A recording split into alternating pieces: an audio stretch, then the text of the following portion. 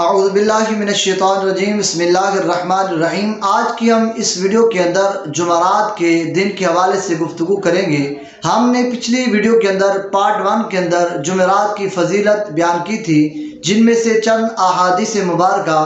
آپ کی بارگاہ میں پیش کی تھی،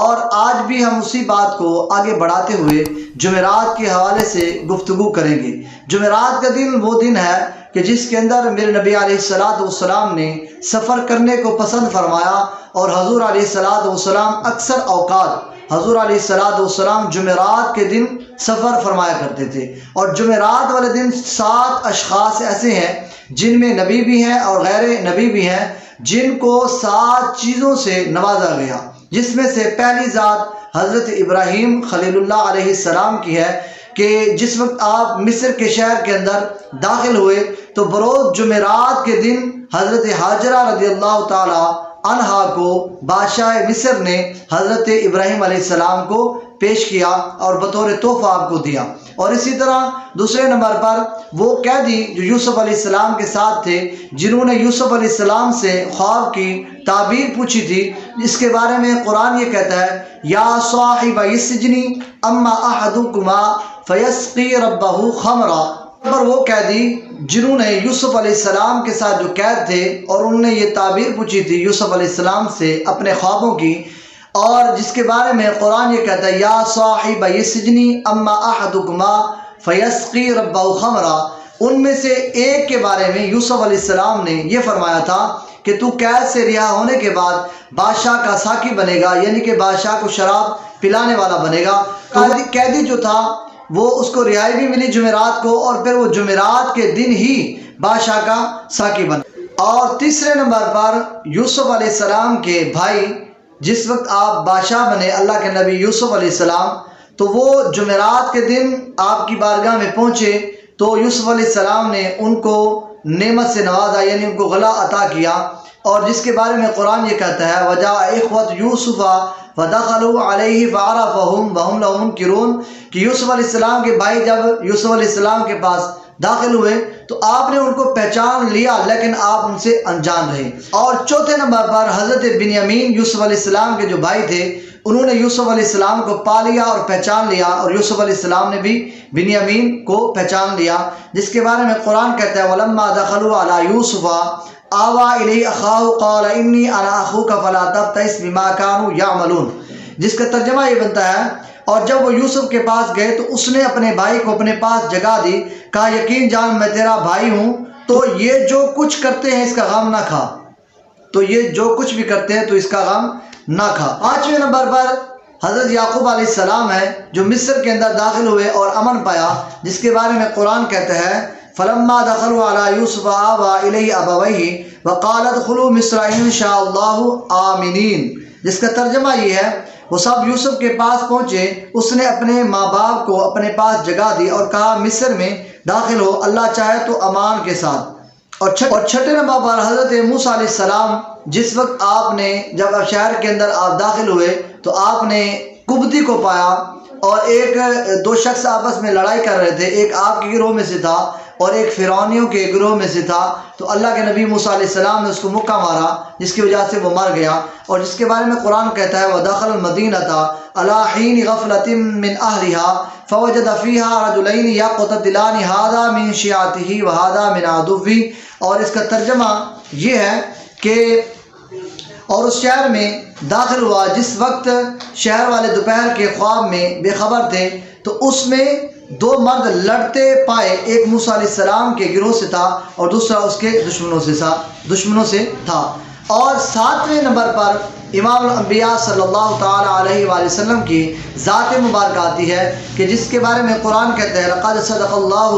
رَسُولَهُ الرُّؤْيَا بِالْحَقِّ لَتَدْخُلُنَّ الْمَسْجِدَ الْحَرَامَ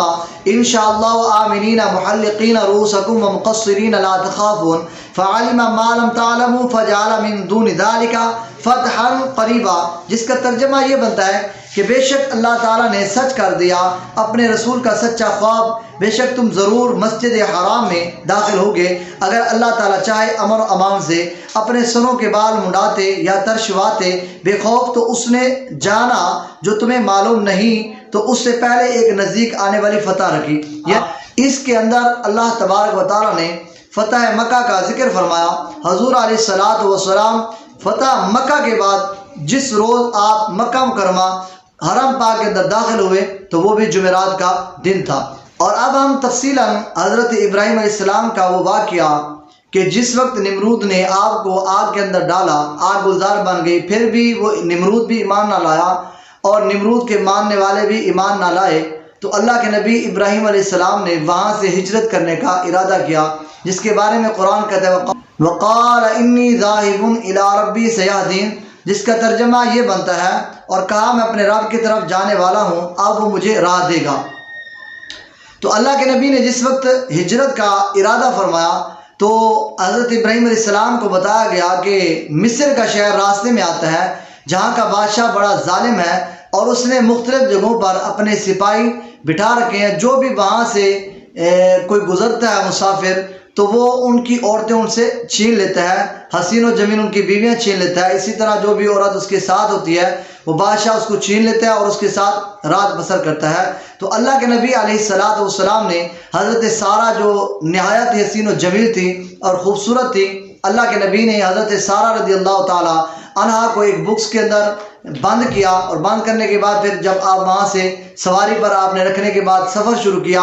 تو جب آپ وہاں سے گزرنے لگے، اس کے شہر سے یا اس کے دروازے سے گزرنے لگے، تو وہاں پہ جو پولیس بیٹھی ہوئی تھی انہوں نے ابراہیم علیہ السلام کو روکا، تو اللہ کے نبی علیہ الصلاۃ والسلام نے فرمایا کہ مجھ سے چنگی لے لو، یعنی کہ پیسے لے لو اور ہمیں جانے دو۔ تو انہوں نے کہا کہ ہم نے چنگی بھی لینی ہے اور اس بکس کی تلاشی بھی لینی ہے۔ تو اللہ کے نبی ابراہیم علیہ السلام نے کہا کہ تلاشی نہ لو، پیسے جتنے لینے ہیں لے لو، لیکن وہ اس ضد پر اڑے رہے۔ تو جس وقت وہ صندوق کھولا گیا تو صندوق میں سے حضرت سارہ رضی اللہ تعالی عنہا نکلی، تو فوج نے فوراً حضرت سارہ رضی اللہ تعالی عنہا کو پکڑ کر بادشاہ کے حوالے کر دیا اور بادشاہ کو بتایا ایک نہایت ہی حسین و جمیل عورت ایک شخص کے ساتھ ہے۔ تو ہم نے اس شخص سے پوچھا یہ تیری کیا لگتی ہے؟ تو اس نے کہا کہ یہ میری بہن ہے، اسلامی میری بہن ہے۔